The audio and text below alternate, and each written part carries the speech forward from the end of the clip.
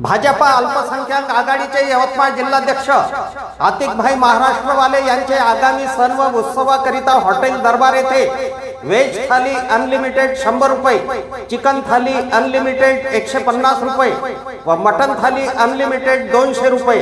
ग्राहकांनी चवदार पदार्थाचा आस्वाद घ्या। स्थळ हॉटेल दरबार, आर्नी बायपास रोड, दिग्रस। संपर्क आतिकभाई महाराष्ट्रवाले। मोबाईल क्रमांक 8896 85 85 85।